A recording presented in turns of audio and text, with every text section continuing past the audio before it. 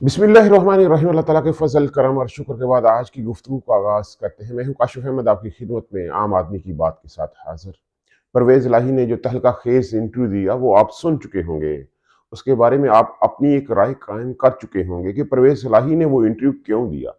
कुछ सवालात आपके ज़हन में भी हैं, कुछ सवालात मेरे ज़हन में भी हैं कि ये इंटरव्यू परवेज़ इलाही ने क्यों दिया, उनकी डिमांड क्या थी और इस इंटरव्यू में उन्होंने एक जर्नल के खिलाफ इतनी बातें क्यों की। जहां वो एक जर्नल के बारे में कह रहे थे कि तहरीक इंसाफ को एक जर्नल के बारे में बातें नहीं करनी चाहिए, वहां उन्होंने उस दूसरे जर्नल के खिलाफ इतनी बातें क्यों की जो तहरीक इंसाफ के बहुत करीब है या जिसे तहरीक इंसाफ के सपोर्टर अपने बहुत करीब समझते हैं।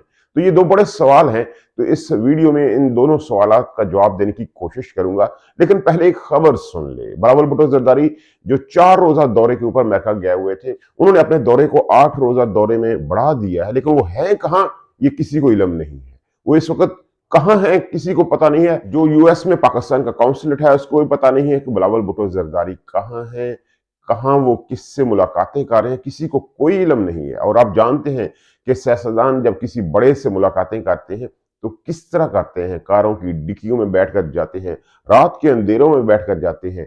तो यही मामला जो है वो वहां अमेरिका के अंदर भी हो रहे हैं। बिलावल भुट्टो जरदारी अपने दौरे को बढ़ा चुके हैं, इतना वो बड़ा दौरा था उसको उन्होंने इंक्रीज कर दिया। इतनी अहम मुलाकातें उन्होंने करनी है, आने वाले मुस्तकबिल के बारे में उन्होंने बड़ी मुलाकातें करनी है, बहुत सारी चीजें उन्होंने तय करनी है। तो ये खबर थी। अब हम आते हैं परवेज इलाही के बारे में। परवेज इलाही ने वो इंटरव्यू क्यों दिया, ये पहला सवाल है। इसका जवाब सीधा सीधा है, वो डील करना चाहते हैं। अपनी डील को बेहतर अंदाज में वो खान साहब के साथ तय करना चाहते हैं, वो प्रेशर बढ़ाना चाहते हैं। उन्हें इल्म है कि इस वक्त खान साहब की मजबूरी है, वो खान साहब को भी इल्म है कि इस वक्त परवेज इलाही उनकी मजबूरी है। हालांकि वो साइन करके समरी दे चुके हैं, लेकिन बहुत सारे शुबहात इसमें मौजूद हैं, कानूनी सिकम मौजूद हैं कि ये अगर कर दे परवेज इलाही तो खान साहब के लिए मुश्किलात हो सकती हैं। तो परवेज इलाही को भी ये इल्म है कि उस वक्त तक जब तक जुमे का दिन नहीं आता, मुबारक दिन नहीं आता, और अगर कोई नून लीग बीच में जो है वो ऐसी हरकत नहीं करती जिससे मामला कुछ आगे चले जाए, जैसे अदम एतमाद है या वोट ऑफ कॉन्फिडेंस वाली बात है, अगर वो नहीं आता, जुमा ही रहता है, तो जुमे वाले दिन 23 दिसंबर को फैसला खान साहब कर चुके हैं कि 23 दिसंबर को वो असम्बलियां डिजॉल्व कर देंगे। तो 23 दिसंबर तक परवेज इलाही को पता है कि वो मजबूरी है खान साहब की, इसलिए वो अपने पत्ते खेल रहे हैं, इसलिए उन्होंने ये फरमाइशी इंटरव्यू दिया। ये दो बंदों की फरमाइश थी। एक तो परवेज इलाही खुद हैं जिनकी ये फरमाइश थी, जो जिनका दिल कर रहा था कि ये इंटरव्यू दें, और दूसरी फरमाइश बाजवा साहब थे।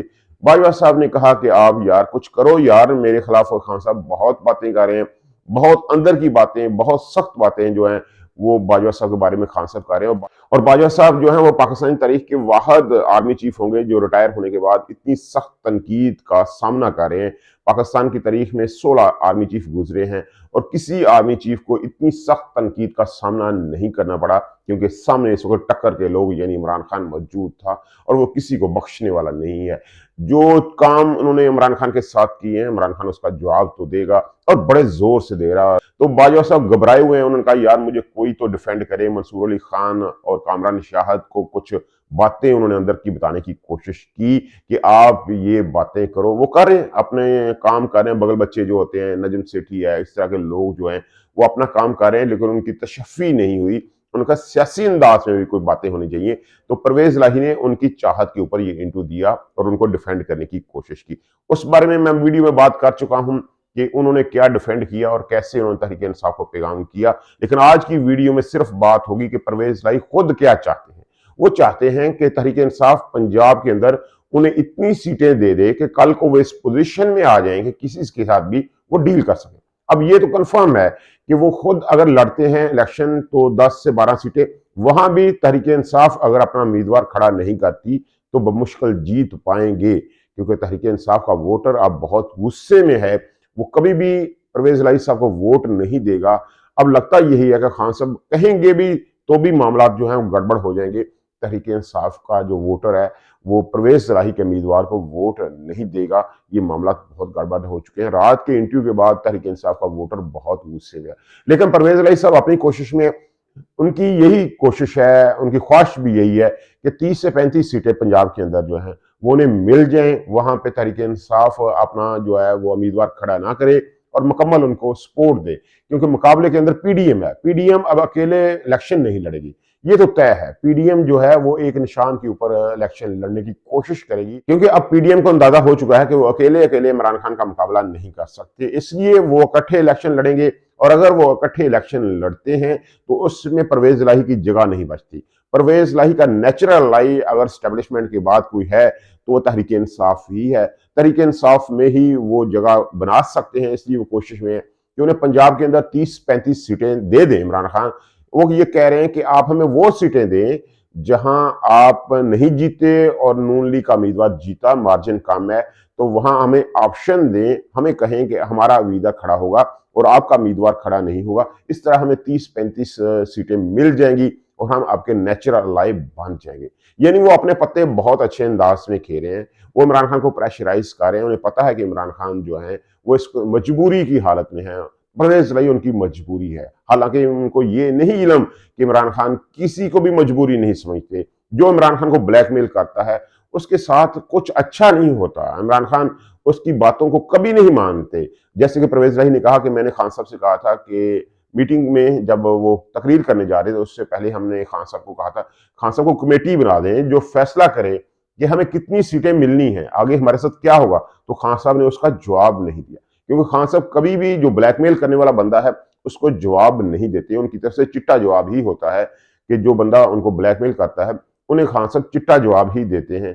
तो ये भी यहाँ लग रहा है। तो उन्होंने बुज़दार के हवाले से जो बातें की वो फरमाइशी बातें थी। उन्होंने बुज़दार को आसान फरमोश कहा, बेशर्म कहा। ये वो बातें हैं जो बाजवा साहब करते रहे हैं। ये सेम अल्फाज बाजवा साहब के हैं, क्योंकि वो चाहते थे कि अलीम खान जो सीएम पंजाब बने।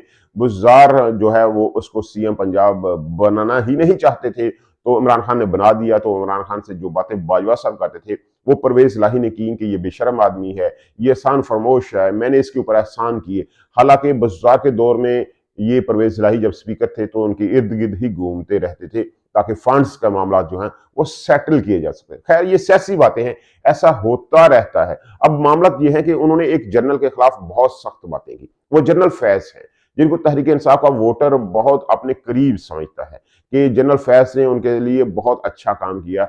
बहुत एफिलेशन है तहरीक इंसाफ के वोटर की जनरल फैज के हवाले से। तो जनरल फैज के हवाले से बहुत सख्त बातें की। ये भी फरमाइशी बातें थी, क्योंकि बाजवा साहब समझते थे कि उनको इतनी जो है वो धुलाई हो रही है तो किसी साथ दूसरे बंदे की भी धुलाई होनी चाहिए ताकि वो कुछ अच्छा महसूस करें। तो जनरल फैज के बारे में जो बातें की वो बाजवा साहब के कहने के ऊपर ही परवेज इलाही साहब ने की। तो परवेज इलाही साहब ने कहा कि जनरल फैज ने उन्हें बहुत नुकसान पहुंचाया, मोनस इलाही और मुझे वो अंदर करना चाहते थे। तो मैंने बाजवा साहब से शिकायत गई तो बाजवा साहब ने इनकी ठकाई की, फिर ये सुकून में हुए। यानी वो चाहते हैं कि जनरल फैज भी ज़ुबान ज़द आम रहें। हालांकि जनरल फैज जो हैं वो ज़ुबान ज़द आम ही हैं। वो 3 से 4 दफ़ा पब्लिक में जा चुके हैं और बहुत वार्म वेलकम जो पब्लिक ने उनको दिया है। बाजवा साहब एक दफ़ा भी पब्लिक में नहीं गए, वो अपने घर के अंदर बैठे हुए हैं। ये फ़र्क होता है, ये बहुत बड़ा फ़र्क है। पॉपुलर लीडर और अनपॉपुलर का बहुत बड़ा फ़र्क है। जनरल फैज की रात को भी एक वीडियो जो है वो मंजर आम पे आई, सदीक जान ने इसको रीट्वीट किया, जिसमें वो एक शादी की तकरीब में गए हुए हैं और लोग उनके मिलने की ख्वाहिश में उनके ऊपर लदे जा रहे हैं। बहुत वार्म वेलकम है। जब लोगों ने बुरा नहीं किया जाता तो उन्हें डर कोई नहीं होता। जनरल फैज को कोई डर नहीं है। उन्होंने किसी के साथ गलत नहीं किया। अगर किसी के साथ गलत किया है तो वो चोरों, डाकुओं और लुटेरों के साथ किया है। खैर इम्पोर्टेड हुकूमत जो है वो बुखलाई हुई है। हर बंदा अपनी जात के लिए सोच रहा है, अपनी जात के लिए कोशिश कर रहा है। जो नून लीग का बयानिया है वो पिट चुका है। नून लीग परेशान है, बड़े मियाँ साहब भी परेशान है। खामोशी तारी हुई है। मरियम नवाज के ट्विटर अकाउंट के ऊपर भी खामोशी तारी है। उन्हें समझ नहीं आ पा रही कि वो इस चीज को आगे लेकर कैसे जाएं। वो मामलात को आगे लेकर जाना चाहते हैं, हुकूमत को भी आगे लेकर जाना चाहते हैं, लेकिन मईशत एक बहुत बड़ी रुकावट है, क्योंकि कोई उन्हें पैसा देने को तैयार नहीं है और पैसे के बगैर पाकिस्तान चलने वाला नहीं है। ये मामला बहुत खतरनाक है। सागडार का जो जादू था वो नाकाम हो चुका है। वो परेशान है, वो घर के अंदर बैठे हुए हैं। सलमान शहबाज पाकिस्तान आए हुए हैं, सिर्फ अपने मुकदमात से बरी होने का इंतजार कर रहे हैं और कोई काम नहीं है।